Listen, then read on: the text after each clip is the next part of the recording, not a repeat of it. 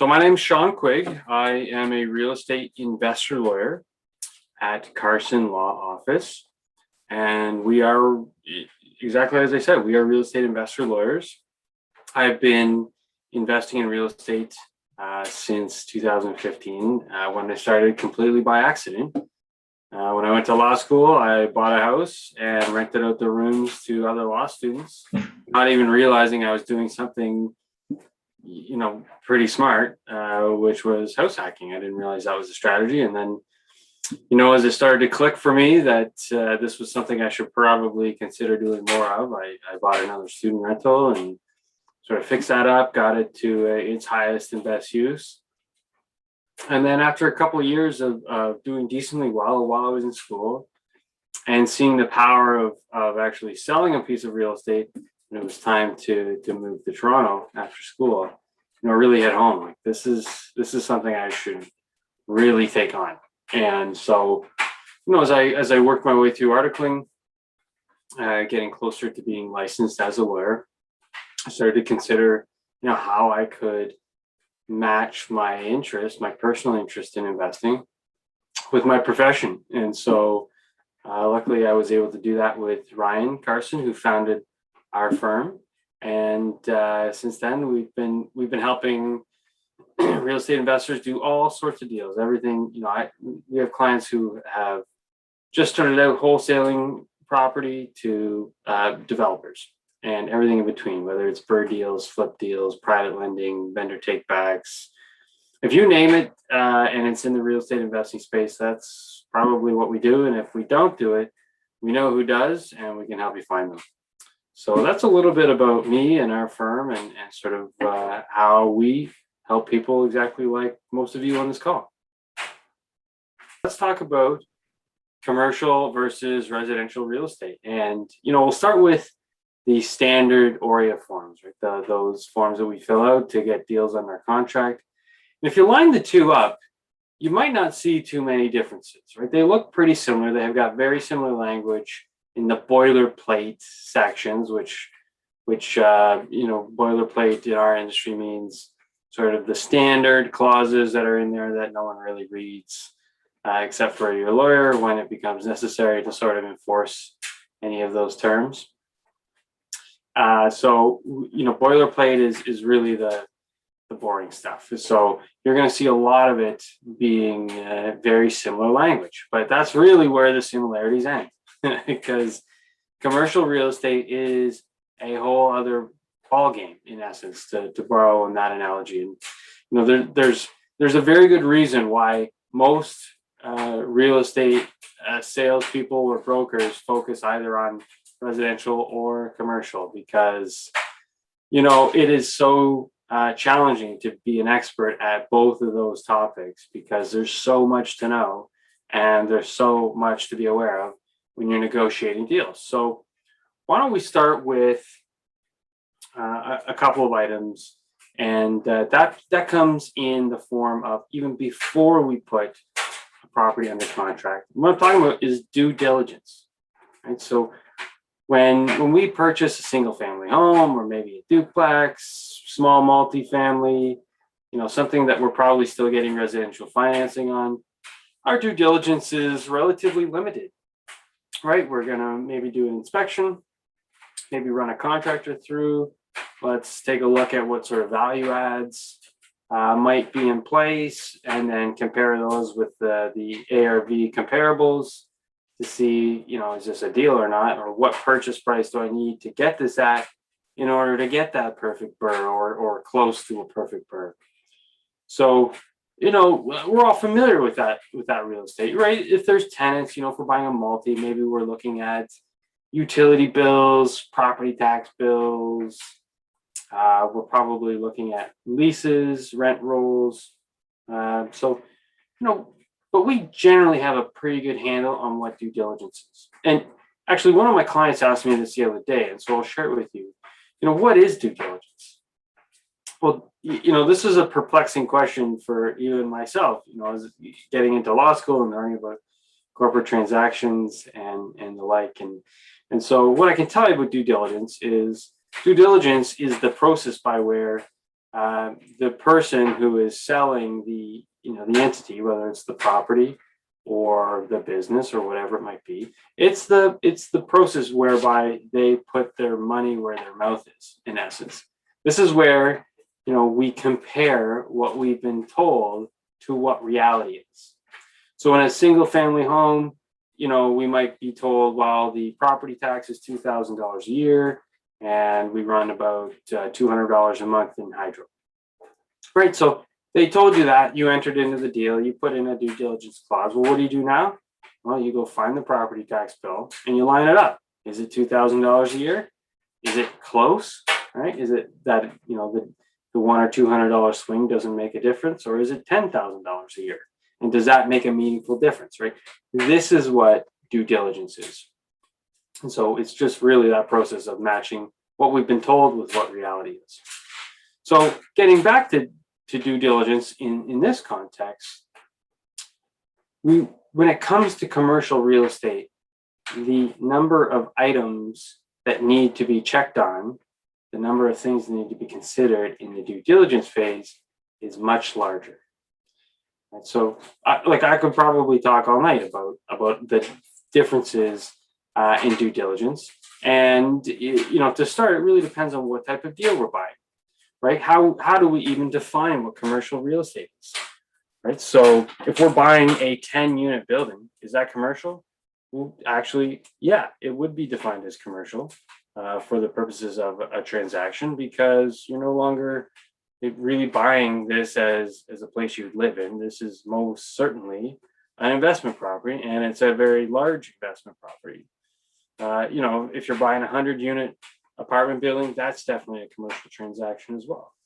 We could also look at other properties like plazas that host various types of businesses, or office towers, or the like, right? These are all commercial transactions, and the due diligence required to make sure that they're actually legitimate, or deals that we want to be doing, is much higher. There's much more to it. So let's get into a little bit.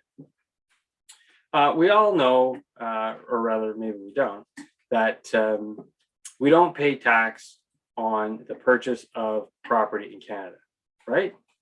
Not quite. So we actually are liable to pay tax on all property purchases in this country, except that there are carve-outs, there are exceptions to the rule. And one of those exceptions to the rule is residential real estate. Right? We don't pay HST on resale residential real estate. We do pay it on new builds, but we don't pay it on resale. Now, the question of HST is a big one when it comes to commercial transactions, because HST is always applicable on commercial transactions. And so we've got to be concerned with, number one, who's paying the HST, and is it included in the purchase price or not? Because that's 13 points, right? That's a huge difference. That's something that could make or break a deal if we've got to put up 13% on top of a purchase price that we've already agreed to pay. And then the question becomes, well, how are we remitting HST? HST requires having an HST number, right? So we've got to actually get on the phone with CRA, or get onto their website, or get our accountant to get our entity, whether it's us personally or whether it's our corporation. We've got to get an HST number so that we can remit and properly account for the HST that we've got to pay. Excuse me.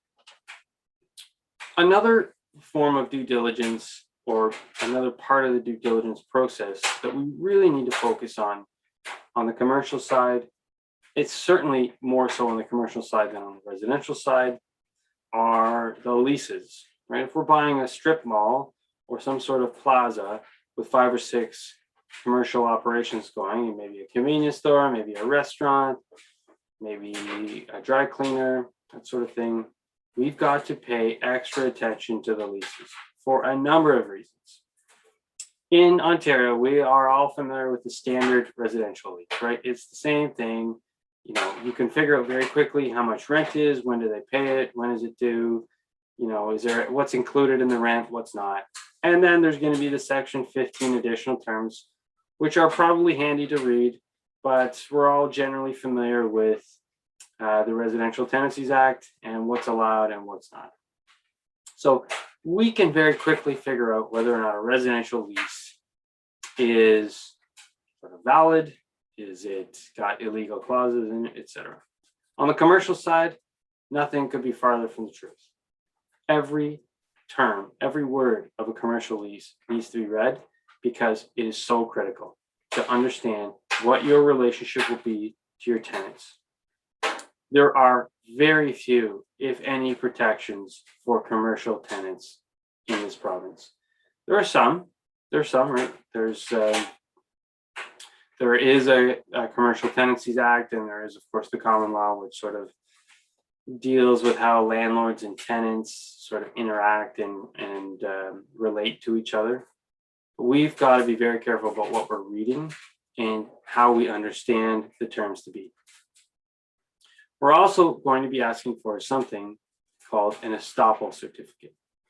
Now, if you haven't heard about this, an estoppel certificate is a certificate that each tenant is going to sign right before closing, agreeing that the terms of the lease as you understand them are in fact the terms of the lease.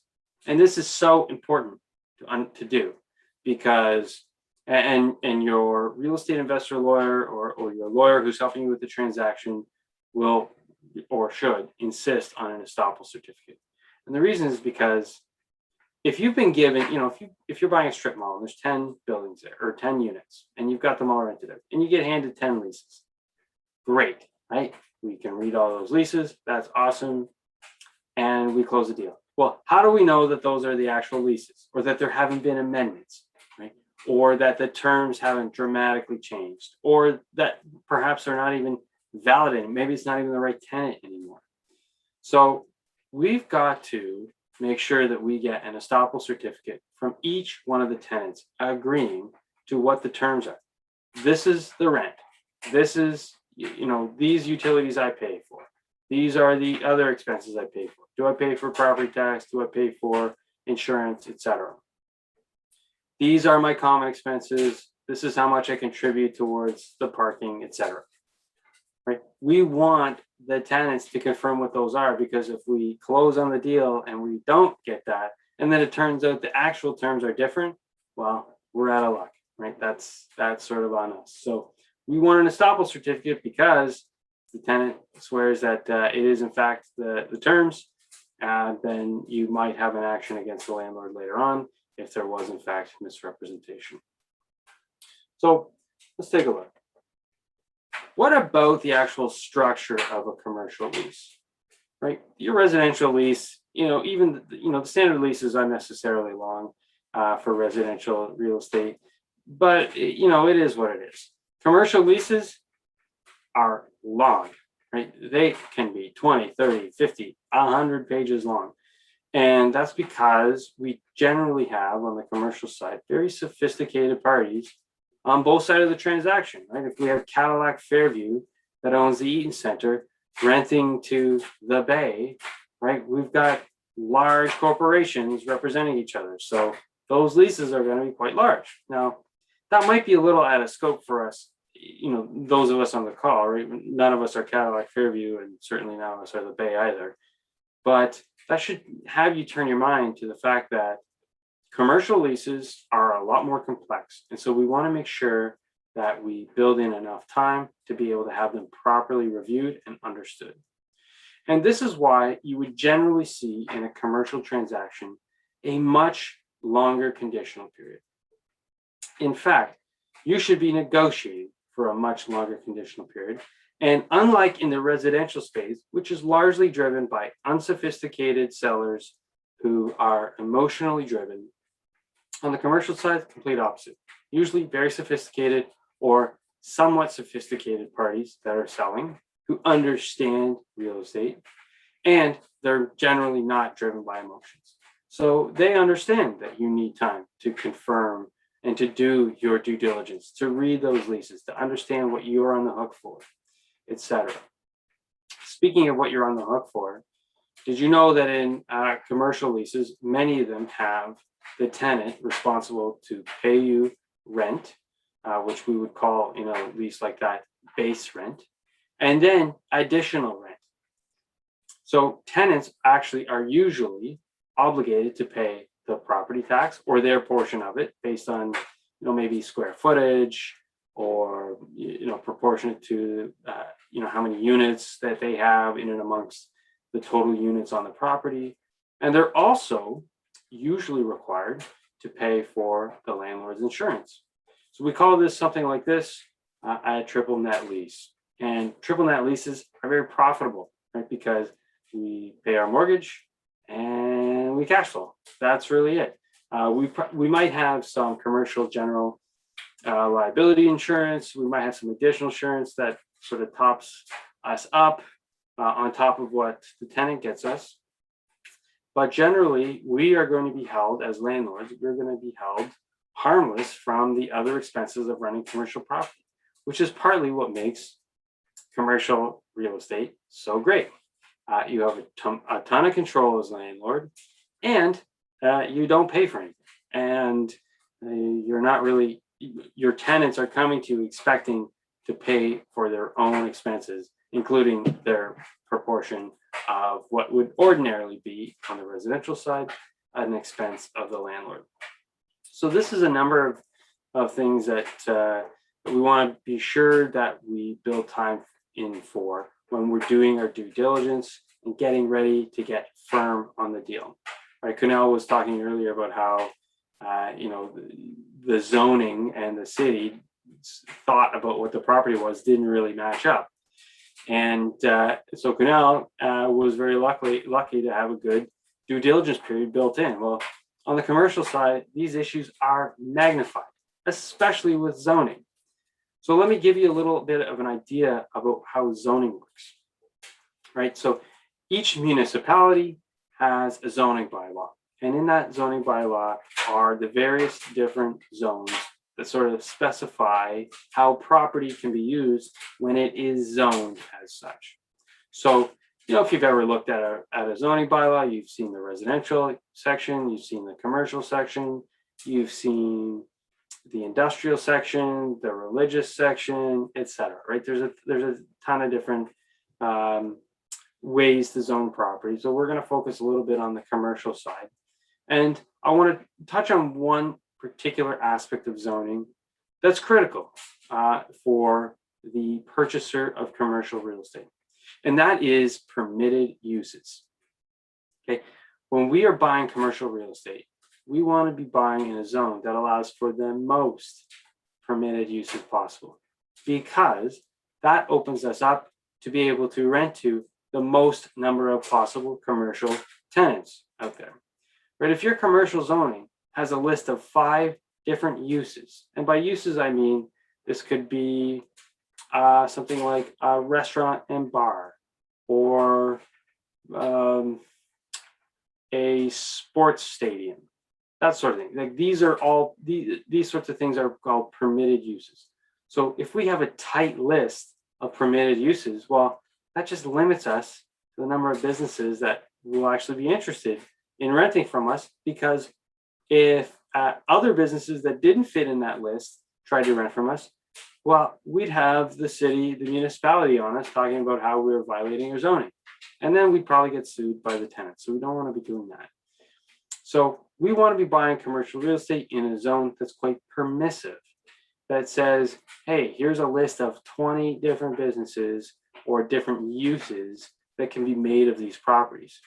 And when we have a list like that, we can probably find a tenant to fit in there. We also don't need to go to the city to go ask for permission to get a special use in, which is just a time and expense that you simply don't have when you're buying commercial real estate, which, by the way, and as you all likely know, is much more expensive and has a whole different lending side of things, which I'll get into in a minute. So in terms of zoning, what you really want to be doing when you're doing your due diligence is getting on the zoning map, get to the address, figure out what the zone is, go to the zoning bylaw, go to the permitted uses, see what the permitted uses are.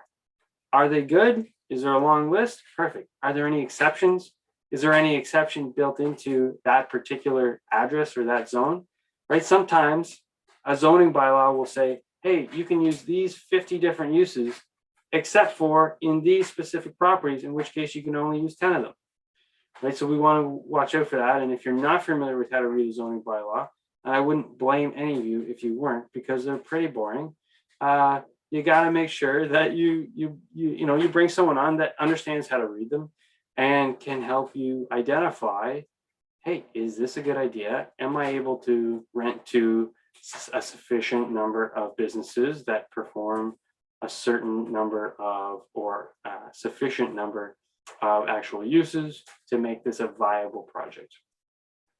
So that's just a couple of items that we want to be looking out for in terms of zoning. What else? Off-title searches. So you're all likely familiar with the concept of title insurance.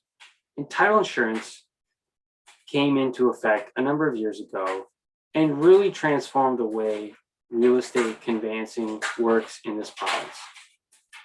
So in the past, in the old days, right, and if the founder of our firm, Ryan Carson, was on tonight, he would be able to actually tell you about the old days because he's that old. But for people like myself and for my colleague Alexandra, who's also on the call, we haven't practiced long enough to know the pre-title insurance days. But in the past, what used to have to happen is you had to get a survey done, right? Surveys are expensive and they're time consuming, and they set out basically a legal map of your lot and the lots that abut your lot. And by abut, I mean touch by a side, one of the sides of the property. So not on the corner or like a tip like this, but these two properties beside each other and this one over here, that sort of thing.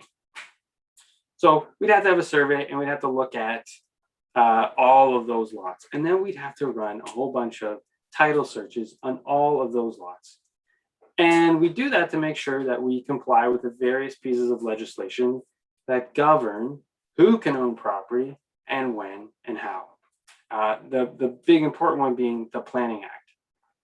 So we'd have to do this. Then we'd have to do a whole bunch of off-title searches with respect to those properties. So that means checking to make sure property taxes are paid, utilities are paid, fire inspections have been done, the list goes on. Then someone like myself or Alexandra would write up a huge report, which of course would go on the bill.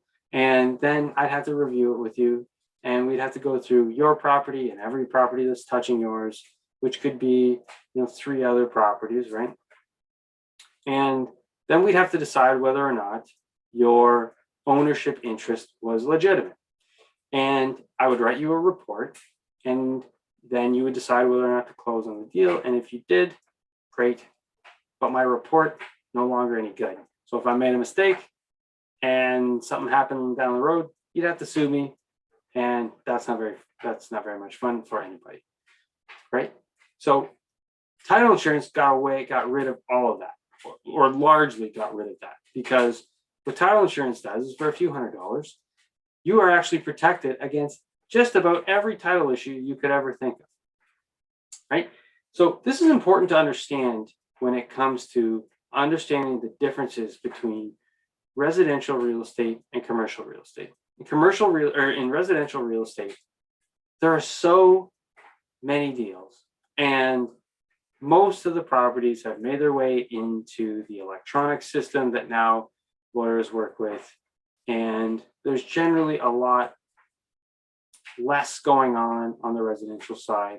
And so the title insurance company does not require nearly the amount of research to be done, which means a number of things. Number one, I don't have to charge as much, right? Because I don't have to do as much work to sort of help you be protected. Instead, you can, and the much more efficient way to do this is to simply get a title insurance policy when you purchase your property, which for a residential property might be $200 or $500 one time. You pay it on closing, and it's good until you sell the property.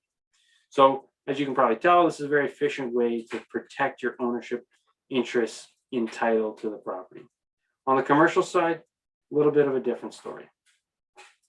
The commercial side requires a certain number of off-title searches to be conducted. Now, that's okay because,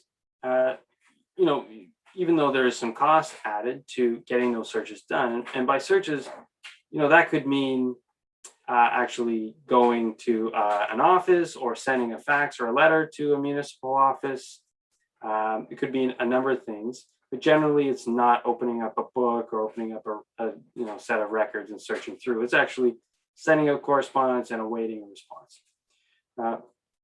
So why this matters is because we've got to actually be able to conduct some of these off-title searches so that your title insurance policy does not carve out exceptions to the policy where we didn't conduct the search, right? So if we didn't conduct a fire certification search and we didn't write a letter to the fire department, and then there was, it turns out on closing, we learned about there was some violation of the Fire Marshals Act. And as a result, you owe $10,000 in penalties, et cetera, or you've got to do X number of dollars worth of work. Well, if we didn't conduct that search, then the title insurance policy wouldn't cover you. So we do these searches. It adds a little bit more time and complexity to your deal, but that's for me and my team and Alexandra and Alexandra's team to worry about, right? So we sort of take care of that. You don't have to worry about it, but we've got to do it for you so that if down the road something happens with your title insurance, you're covered. And I've got a great personal anecdote about this. Last summer, I bought 2 multifamilies out east. And on the very first one that I bought out of province, I closed, the property closed at about 2 p.m. in the afternoon. And at 3 p.m. in the afternoon, I got an email from the property management company that I had just fired. And attached to that email was a 5-page letter listing 5 pages worth of work orders that were outstanding on the property.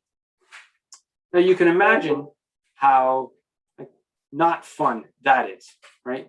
But luckily, I had written the contract in such a way that the title insurance company had to foot the bill.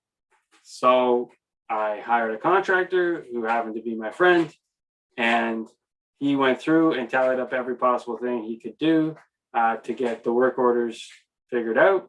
And we got the bill, and the insurance company reimbursed me for everything. So it is so critical to get title insurance. And, when we're talking about commercial real estate, sort of these mistakes, these things, these costs are magnified, right? When we buy a house, there's only so much that can go wrong with a house, subject, I'm sure, to Giancarlo will tell me otherwise. But, when we're buying large commercial multifamily or large commercial buildings, just in general, lots can go wrong, right? We've got boilers, we've got large rooftop HVAC systems, we've got parking lots, we've got a whole number of things. So we want to make sure that we get our lawyer on doing off-title searches. And what does that mean? That means probably not a good idea to do a 2-week closing on a commercial deal, because if we don't get those searches back, your title insurance policy is going to be affected. And what you saved in cost or price for being able to close quickly might come back to bite you. So what else? You want to just answer a couple questions? Oh, yes. Sorry about that. Kunal do you want to ask your questions? He has 2 questions. Yeah. So for the first one is, if I am doing a owner-occupied mortgage on a 6-unit building, would I be eligible if it's my first house, a first-time house owner benefit? Great question. So first of all, which benefit are you talking about? Are you talking about being able to use your RSPs or being able to save on the land transfer tax? Yeah, so the first one would be a lower down payment if the value is less than 1 million. So that's like 7 or 10%, whatever that may be.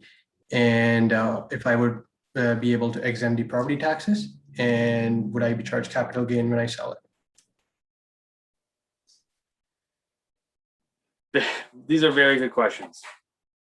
And I would have to spend much of this evening trying to explain them. So, Okay. you know, one of the answers lawyers love to give, but most people hate to hear is it depends. And in this case, that is the answer. And that's because a lot of it has to do with your intent and whether you actually lived in the property and whether or not it qualifies as a property, right? So in the various, different things that we've talked about, being able to get a high ratio mortgage, being able to save on the land transfer tax on your first time purchase, or being able to use your RSPs. We're using different terms, and each of those terms are defined in different ways. So, I need to sit down with you and sort of look at what you're doing, look at your contract, and then go look at the legislation and sort of walk you through how your situation is applied. So I think I'll probably have to leave it at that because we probably get too deep into the weeds trying to set that one out. So the short answer is it depends. Okay, fair. The second one was who files the title insurance claim? Is it just like a normal house insurance that if my basement's leaked, or is it very similar to that, or do I need to go to a lawyer to get it filed up? It's really easy. It's really easy. So at our office, we use pretty much exclusively First Canadian Title as an insurance company. There's a few insurance companies that offer title insurance: Chicago, Stewart. There's FCT, First Canadian Title, and I always forget the name of the fourth, which is owned by lawyers, but we don't use it. So it doesn't matter. So when you're ready to make a title insurance claim, first thing you do, go to your policy. And in title insurance, when you get a policy, you get this big, large, bright certificate. And in 6-point font, it lists every single thing that it covers. And it looks very fancy. And it's, depending on the type of policy you bought, it's different color. Anyway, so you're going to read through that and you're going to find your issue that's come up to see if it's covered. And once you find it, great. You're going to go to FCT's website and there's going to be a link right there about making a claim. And you just simply make it. It's almost exactly like if you had a fire or a flood, etc. Maybe not like a flood because insurance companies hate covering for floods, but otherwise making a claim, you can call them, you can submit right online. I submitted online when I submitted my claim, and there was some dispute about the value of my claim, so it took a little bit longer, and I had some email sort of negotiation back and forth with FCT. And here's, an idea. Generally, when negotiating settlements of any kind, don't ever take the first offer. So don't do that. If you've got a good claim and it's covered, you make a counter. So it's not that hard. But if you're uncomfortable doing it, you can always ask your lawyer to do it, and they'll probably do it for free because they were happy to do the work for you in the first place. This is something we do at our firm as part of our sort of continuing service to our clients. So if you're not comfortable doing it, you certainly can have your lawyer do it if you're using our firm. I don't know about other firms, but at our firm we do it. So happy to help, although you might find it's easier to just do it yourself because you'll be dealing directly with the insurance company and you won't have an intermediary like me sort of in the way of being able to just communicate and get it done. And do you guys deal companies other than Chicago Title? Or so if I have an older property and I have a dispute with Stewart Title Insurance Company, if I come to you, Shawn, would you still be assisting me with it? Well, if you're talking about a dispute, that's a little bit different. That's a litigation matter. Once we get into sort of where we aren't in settlement phase, but we're in is this covered phase, that's actually a matter for litigation. And our litigation at our firm is limited to landlord tenant issues, being landlord really only, and small claims matters and some provincial offensive stuff. But suing or challenging the decision of an insurance company is a much more complex matter. As you can probably guess, insurance companies are quite well funded, and so they are quite good at defending themselves.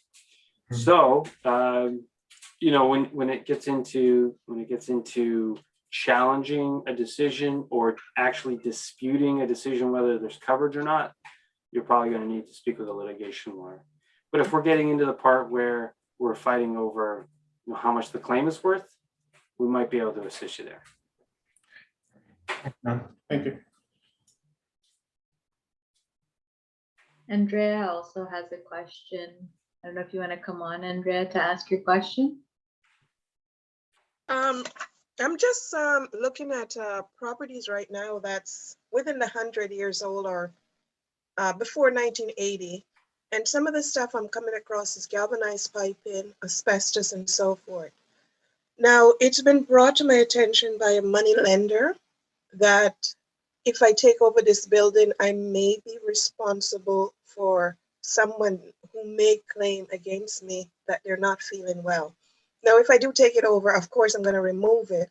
But I'm just wondering, is there a possibility that I'm taking on somebody else's headache by doing that? Great question. And the short answer on that one is, I don't know. So, but what I can do is go back and talk to my team and do a little bit of research and see if I can find an answer for you. That's a great question. And I'm sure Alex will agree, that's almost like a law school exam question.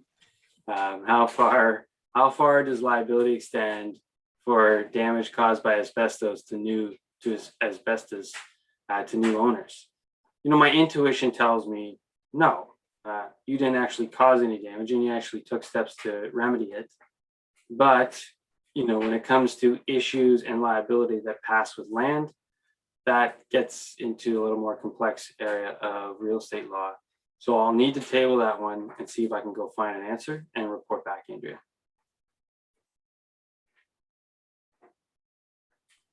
Thank you.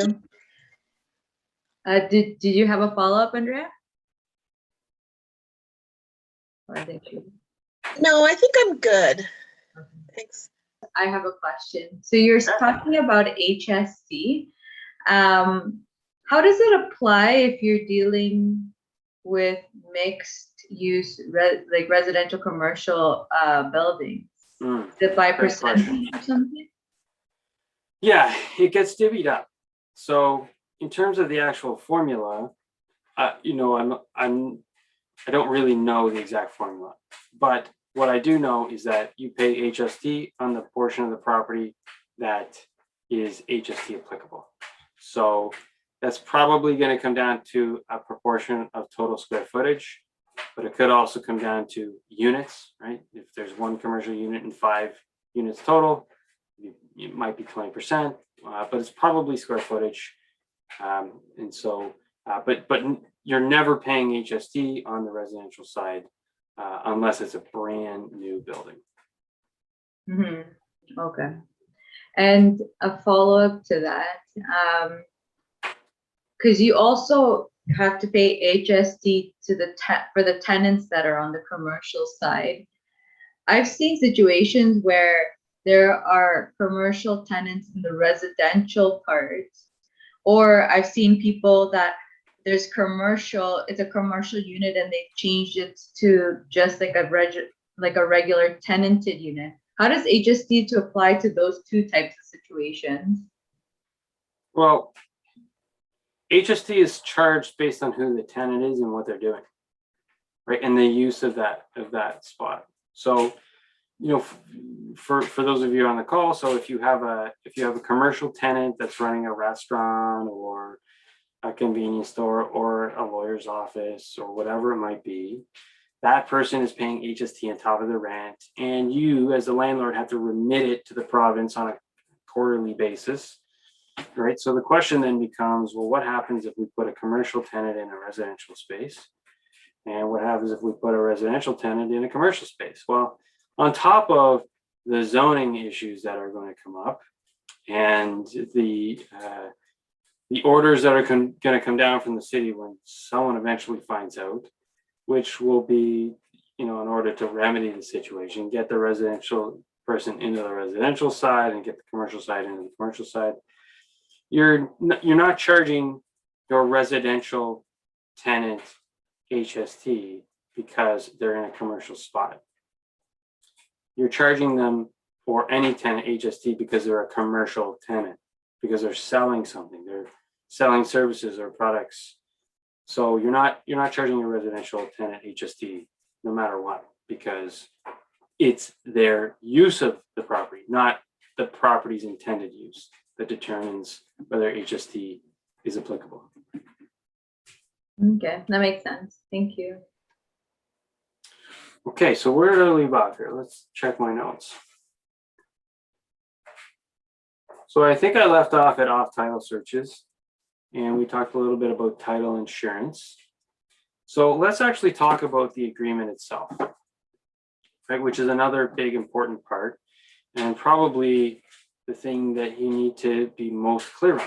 So on average, if you're using the standard OREA form, your residential real estate contract's going to be 5 or 6 pages plus a 1-page Schedule A. And if you've got a realtor, there's probably going to be a Schedule B, setting out the realtor's commission and other various terms related to working with a realtor, right? So 7 pages maybe. Commercial, different story, right? Schedule A, going to have a ton of conditions, very likely, right? It's not always, right? Our firm's acting for the buyer and the seller of a commercial unit right now, and it's a firm deal, but that's because it's a daughter selling it to her mother-in-law, and they're buying in cash, and they've got no concerns about the building itself. They're going to put their business into the building and just want to own the building. So sure, it can be small, but that's a non-arm's length transaction where the buyer is actually familiar with the property to begin with. But when we're talking about arm's length transactions, right? If I was buying from, David, who I don't know yet, and David had a strip mall in it, we've got to have a number of conditions built into the contract to make sure I'm not buying a deal that I really shouldn't be buying. And can anyone think what might be the biggest condition that we might want to be putting in when we're buying commercial real estate that's maybe not, in a perfectly clean area like downtown Toronto? If anyone wants to put it in the chat, I'll give you a second to see if you want to take any guesses about what might be the big one. Zoning, maybe? Not zoning. Zoning's relatively easy to figure out, right? You just go to the zoning bylaw. There's one big one that takes quite a bit of work to figure out, and it's costly. And that is environmental. Why does environmental matter? Because your lender ain't gonna lend you if the soil is contaminated, right? So if we're buying a property that had a dry clear on it 60 years ago, we're going to have to run an environmental on it, because your lender's going to do a title search. They're going to do a historic search and figure out, what leases have actually been registered on title. And there's a fun fact: in the commercial world, leases or notices of leases get registered on title just like a transfer or a mortgage does, right? And this is how we sort of communicate to the world at large that we rent a spot there. And I'll get into a little why that's important in a little bit. So environmental, very important, because your lender is going to want it. So there are 2 phases to an environmental inspection, right? There's phase 1, which is a real basic look, right? We're going to run some title searches. We're going to send someone up to the property, a bit of a smell test, right? Pick up a bit of soil. Hey, has this been used as an office building? Or, it's a strip mall with a small parking lot and it's had an accountant for 50 years and, a doctor's office, that sort of thing. Probably going to be okay on something like that. So that would pass Enviro level 1, and your lender's probably going to be happy with that. Where we get into the real tricky stuff are locations where there are or have been things like gas stations, auto repair centers, dry cleaners, anything that uses chemicals, because no matter how, even potentially restaurants, right, with the leakage of grease, no matter how much we try to be clean when running our business, spillage happens. And that spillage eventually makes its way into the soil. And over time, that spillage builds up and contaminates the soil. And if it's clear that there's some contamination, or very likely, then you're probably going to fail Enviro level 1. And then you got to go to level 2, which means we got to dig down, we've got to take samples, we've got to basically disturb a good portion of the land to be able to tell our lender whether or not, or rather have our environmental inspector tell our lender whether or not there's an issue with the land. Because if there is, the land just loses its value. It's just not as useful anymore. And so what happens when we discover this? Well, we've actually got to pay to remediate it. And we might put that on the seller, right? Because it's ultimately probably the seller's fault. And this is why a carefully crafted environmental condition is so important, right? The seller is telling us they've got clean soil and they don't. Well, they sure as heck should be paying for the remediation. But remediation is very expensive. I mean, tens of thousands of, or hundreds of thousands of dollars, depending. Right? So I bought a pre-construction condo a year and a half ago, and the site on which the building is being built had a dry cleaner. And so what ended up happening is they had to dig down something like 3 stories worth of dirt to remediate, to pull all of that contaminated soil and then go dump it in a specialized area, which is for contaminated soil, kind of like a dump, but for soil, and then replace it with regular clean fill. So that's very expensive. Think of the number of excavators and excavator operators and dump trucks and dumping fees and gas and time, right? Very expensive. So we want to make sure that when we're drafting our commercial agreements, if there's even a hint that there might be an issue in the soil or in the air, we want to get an environmental clause in there, subject to a good environmental clause. What else do we want to be looking for? Well, we want to make sure that we've got a due diligence period, right? We talked about due diligence, and we talked about the need to be able to match up what reality is compared to what we've been told. Right? So we've all seen the listings. It's a 4-unit. There's 4 units. The rents are $750, $850, $859. Expenses are XYZ, right? So same thing in commercial, except it's like 10 times the size and the money's more. And so we've got to make sure that we spend time matching up what we're told in the listing and by the seller and what reality is. We're also going to be looking for a chance to maybe speak with the tenants. We probably, this might not be as big of a concern on the residential side, but on the commercial side, it's important. Relationships with your tenants are very important, because you have a lot of power as a landlord. They have different powers as tenants than your residential tenants might not have. And so there are a number of things that we want to make sure that we put into our Schedule A in our commercial deal, which is quite a bit different than on the residential side. Now, I mentioned just a few minutes ago that sometimes people put notices of leases or actual register the leases on title. So let me tell you about why this is important. The reason it's important is because on the commercial side, you'll often see tenants ask for exclusivity.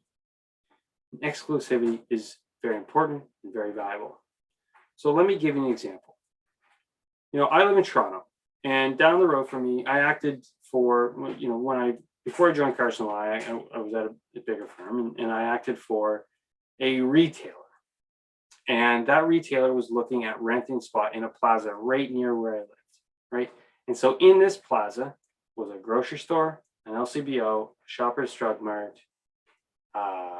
pizza, and a couple other, like a pet store and a couple other things, right? So when we ran a title search on that plaza, we saw the transfer, the mortgage, another mortgage, and like 8 leases and a couple other notices of leases.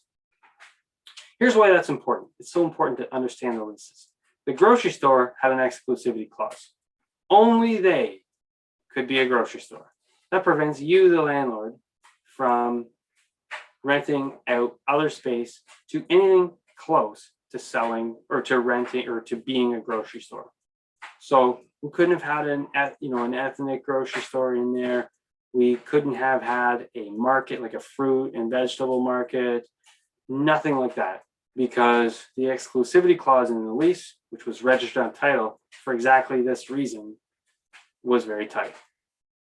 Right. So when we're negotiating exclusivity clauses as the landlord, we want to make sure we keep it as tight as possible so that we allow the most or the maximum number of uses in our other units, right? But the tenant is looking for the biggest, the widest exclusivity to capture just about everything so that they don't have any competition. And that's sort of part of the exchange, right? And not something you'd never even think about on the residential side because it's just simply not applicable. So almost every lease in this plaza had an exclusivity clause. And part of our job as lawyers is to read the clause and advise the clients, does your business, like if you rented this available unit, would you put the landlord in breach? Or if we're acting for the landlord, can you rent to this business? Or will you be in breach of your exclusivity clause to a tenant you already have? And you do not want to be violating an exclusivity clause because you're going to tarnish your brand as a landlord and you're going to inevitably end up in court and you'll be paying damages because it's tenants will pay more for exclusivity, and so they'll seek damages if you violate it. Right? That might even try and make an application to get an order prohibiting you from renting to a particular tenant if they're that strongly opposed based on their exclusivity clause. So that's another taste of something that we want to be looking for in our due diligence period. I would say,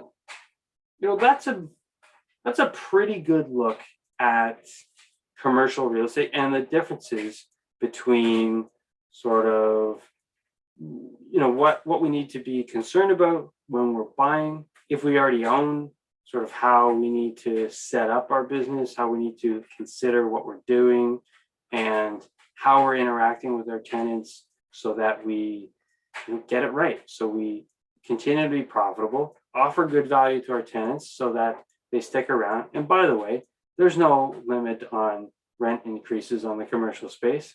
Only the market dictates what you can charge in rent, which is, as real estate investors, the way it should be, right? That's how I would prefer it to be. There's no 1.05% increase per year, except in years where there's a pandemic, in which case there's no increase, right? There's nothing like that. Only the market dictates. If you jack your rent up too high, they'll move out.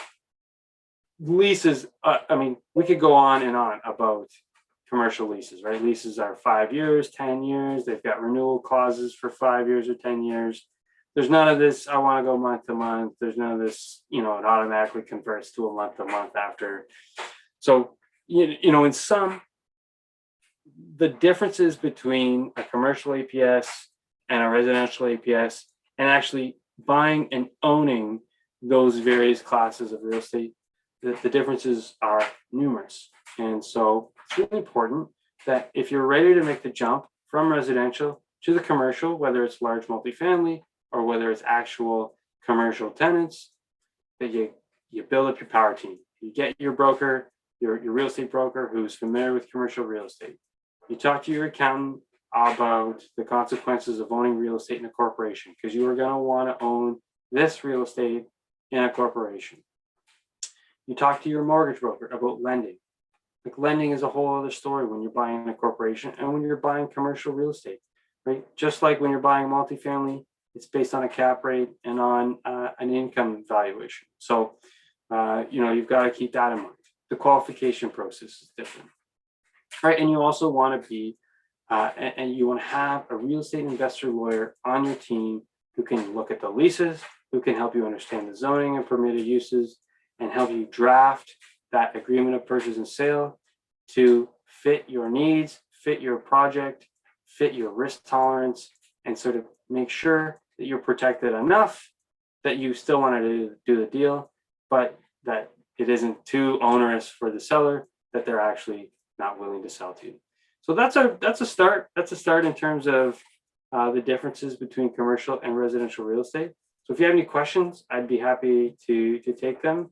Or if you want to reach out to me privately after, I'm happy to have a conversation or set up conversations with other lawyers in my office to talk about the differences and how you can get into your first or your next commercial real estate project. Thank you so much, Shawn. I think, Sandy, you have a question, your hand's up? Yeah, I did actually. Thank you. That was like quite fascinating, actually. I never knew a lot of that stuff, so that's amazing. I did have a couple of questions for you on the due diligence side. Okay. So if you're putting a due diligence clause in a commercial offer, or even in a residential, maybe, do you have to spell out what you're looking for, or can it simply just be like this offer is conditional until July 30th on the buyer doing their due diligence, or do you need to then spell out what you're looking for? Great question. I'm so glad you asked this, because this is my number one piece of advice that I give to new investors. When you write your due diligence clause, you do not specify anything, because due diligence can be anything unless you Okay. limit it, right? So that's the only condition I use largely in my offers that I make, because due diligence can be anything. Now, there is a caveat. The Court of Appeal has said in the past that you can't have a straw man condition. You can't like hide behind a condition and then sort of misuse it, right? So if you say, this deal is subject to financing, and then you don't even bother talking to a mortgage agent or a mortgage specialist, and you back out of the deal because there's a broken window, that's and you just say, wow, I didn't get financing. If you got caught doing that and you actually got sued on it, the Court of Appeal would probably rely on that precedent to sort of slap your wrist or find against you.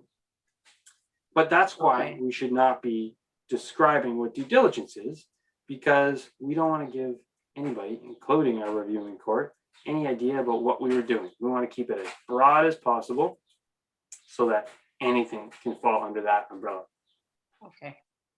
Okay, that's fine. Can you do that on the residential side as well? Sure can. You can, so you can just call it a due diligence clause. You don't, like we would normally spell out a home inspection or financing, but you don't even need to do that. I never do. I only submit a due diligence clause. Really? No financing, no inspection, never. I mandate an inspection. I do the same thing. What's that? I said I do the same thing. I like the due diligence clause because I don't, it's up to us to decide, well, we, want to due diligence to be for us. Exactly. And so much cleaner. Yeah. So if you say due diligence and then you book a home inspection, they can't refuse it because that's part of your due diligence. Nope. Wow. That's fascinating. Okay, I like that. Thank you. The other question I have is, I guess, other than the fact that commercial real estate is so much more expensive than residential, why are we not all just buying commercial? Like, it sounds like a way better option, especially if you're going to hold it and rent it out. Probably because it's more expensive and it's less familiar. Yeah. Residential real estate is not that hard once you figure it out. Right? I mean, you get your tenants in, you cash for keys them out. If you don't want them, then you put good tenants in with your good screening and you cash flow. And then when they move out, you paint and you put someone back in and you cash flow even more because you're charging more rent. Right. And, I know investors and people who, run podcasts, etc., who now don't put a term on their leases, their residential leases, because they're just hoping people move out so that they can, because rent's going up $200 every month in market value. So, but I mean, what I'm getting at there is that residential real estate not that hard to figure out once you get going. Commercial, that's like the next level. Mhm. And not everyone gets through the sort of ceiling of the small multifamily, right? Like, I mean, lots of people are going to start with your single families, then they're going to get into their conversions to duplexes, and we're going to do that for a little while. Then we're going to get a little tired of that, so we're going to move into the triplex quads area, right? Or we might even skip the conversion phase and go right to buying small multifamily. We might even dabble in the 6, 7, 8, 9 range, but from there, it takes real guts and cash. Right? Like, you know, the buildings get more expensive. They get valued based on their performance. It's, you know, for the average real estate investor, it's harder to make deals work, right? So we could buy a triplex for 100,000 down, while to buy an eightplex, I got to come up with $250,000 or right. And that means I got to find a joint venture partner. And, you know, money's everywhere, but not every joint venture partner has $500,000 waiting to go in. And if they do, they're probably lending. So, you know, the number of people who are able to pull off those deals are harder, are less rather, because they're harder deals. There's more involved. There's more upfront costs, right? Like doing a commercial deal is not cheap on the legal and accounting and professional side to get into it. You're gonna spend 3-4 times the amount. But you know, we just spent how long? An hour talking about the differences and the consequences of buying commercial real estate. So it's really important to spend that money in advance to get it right. So not everyone's there. Not everyone's ready to take the proverbial plunge into commercial. And so that's why you see most people sticking in the residential side. Okay, that makes a lot of sense. So one final question, you were talking about in a strip mall, if you're buying a strip mall or whatever, and you're doing environmental. So if that strip mall, if you buy a strip mall and then 5 years later someone else buys it, you have to do environmental again? Maybe. Okay. Depending Maybe. on what leases were there. Yeah. So environmental, I mean, you might be concerned about environmental, but the party that's really concerned is your lender. Right. Yeah. Because, you know, lenders, what they're most concerned about is, in the absolute worst case scenario, can I get every cent that I lent out back? Yeah. Right? How exposed am I in the worst case scenario? Because that's how they make sure that they're profitable every year, is because when those worst case scenarios do happen, they got to be covered. So one of the reasons that they get so concerned about environmental is because if there is degradation of the soil, the value of the property just plummets from an appraisal point of view. And so you know, in 5 years, when you go to sell the property, you might be able to show a buyer, hey, 5 years ago, here's my environmental level phase 1 and my environmental phase 2, and I came back clean. Great. Here are the leases in the last 5 years. Bring this to your lender and see if it's good enough. And that might be a value add that you might be able to get a purchase price increase on, right? Like, oh, your phase 2 was going to cost you 50,000. Well, I'll give you this for 25. Right. And then and regardless, then you may go to the lender, and the lender may require the environmental. Yeah, and if they require an updated one, well, they're pretty stingy. Yeah. Okay. Okay, that's awesome. Thank you. Yeah, you're welcome. Yeah, thank you so much, Shawn. So